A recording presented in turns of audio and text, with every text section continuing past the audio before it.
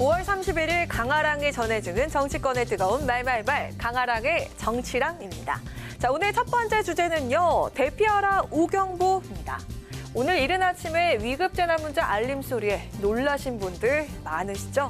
이 재난 문자가 잘못 발송이 된 것으로 밝혀지면서 시민들이 혼란을 겪었습니다. 오늘 아침 6시 40분경에 서울시는요. 서울 지역에 경계 경보를 발령했습니다. 대피 준비를 당부하는 내용을 담아서 위급 재난 문자를 발송했죠. 하지만 22분 뒤에 행정안전부는 서울시가 보낸 재난 문자가 오발령이라면서 잘못된 문자라고 알렸습니다. 뒤이어 서울시가 또다시 전 지역에 경계 경보를 해제한다는 안내 문자를 보내면서 시민들의 혼란이 가중됐습니다. 연이은 사이렌 경보와 위급 재난 문자에 놀란 시민들은 뉴스를 확인하기 위해서 인터넷 포털 사이트로 몰렸고요. 인터넷 사이트는 접속 장애를 일으키면서 불안감은 더 커졌습니다. 이뿐 아니라 당황한 시민들은 무슨 이유로 대피를 해야 하는지 또 어디로 대피해야 하는지 등을 알지 못해 혼란을 겪었습니다.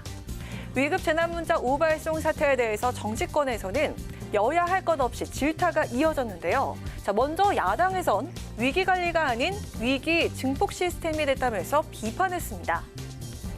저도 놀랐습니다. 예, 그렇죠. 어디로 대피해야 되냐 뭐 그런 형국이었죠.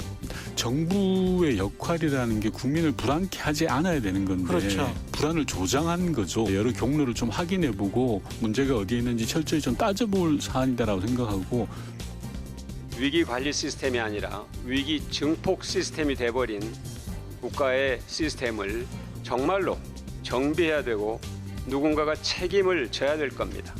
진상을 밝히는 건 그 전에 해야 될 일입니다.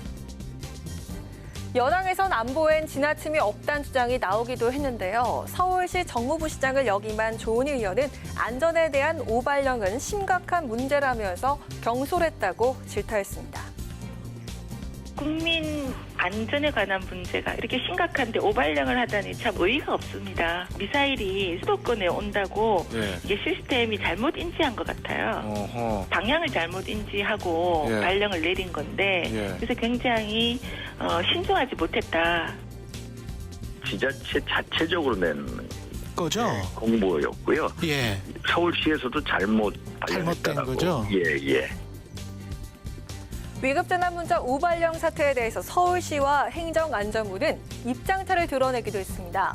당국의 엇박자가 초래하는 국민들의 혼란과 불안감은 고스란히 국민들이 감당해야 된다는 점을 다시 한번 새기는 기회가 됐길 바라봅니다. 자, 이어서 두 번째 주제는요. 복수의 화신입니다. 한동훈 법무부 장관의 개인정보 유출 의혹을 수사 중인 경찰이 MBC 사옥을 압수수색했죠. 이를 두고 김의겸 민주당 의원은 이렇게 말했습니다. 한동훈 장관이 이번 사건으로 복수의 화신으로 등극을 했다 이렇게 생각을 합니다. 한동훈 장관의 주민등록 초본, 부동산 매매 계약서 이런 것들을 MBC 기자가 다른 언론사 기자에게 넘겨줬다는 것 때문에 이 문제가 발생하고 있는데요.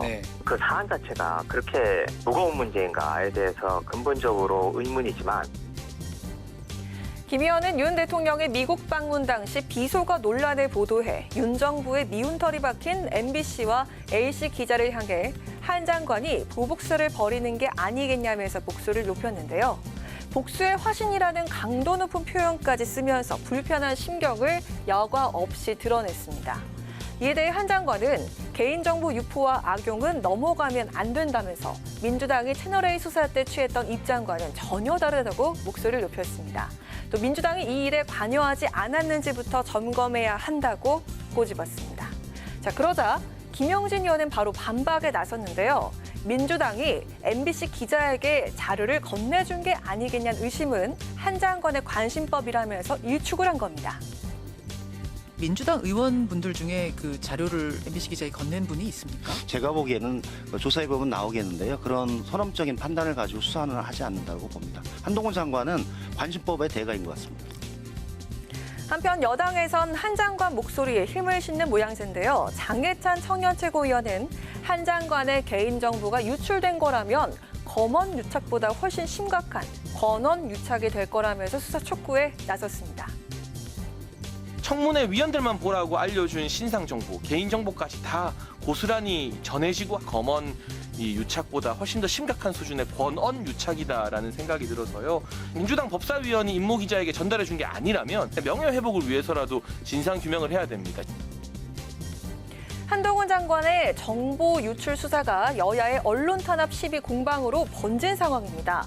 언론과 노조는 성역이 아니라면서 수사에 협조해야 한다는 국민의힘, 보복 수사에 따른 언론 탄압이라고 주장하는 민주당. 여전히 공방을 벌이고 있는 이 정치권을 국민들은 어떻게 바라보고 있을까요? 지금까지 강아랑의 정치랑이었습니다.